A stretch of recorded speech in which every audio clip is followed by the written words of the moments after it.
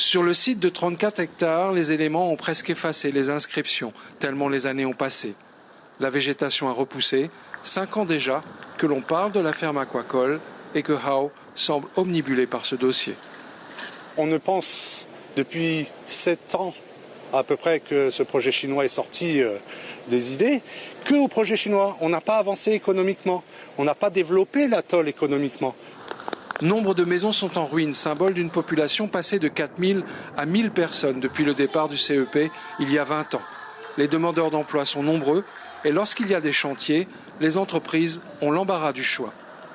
On arrive à avoir de la main-d'œuvre locale qui nous coûte moins cher en déplacement, parce que sinon il faut faire venir nos salariés, ça a quand même un coût, et avec des gens qui sont suffisamment compétents. Donc non, c'est du gagnant-gagnant, je dirais, ça se passe bien.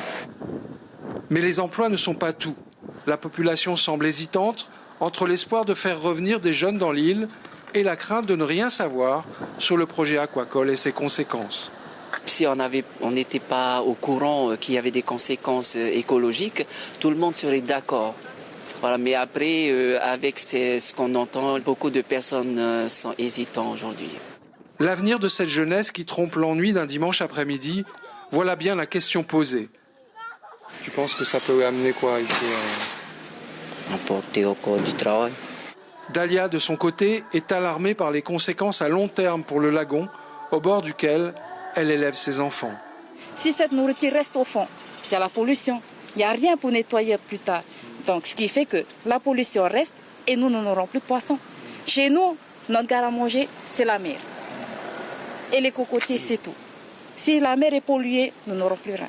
Ça, c'est clair et net, nous n'aurons plus rien. Nous ne serons pas là. Mais nos enfants ou nos arrière-petits-enfants, eux, seront là.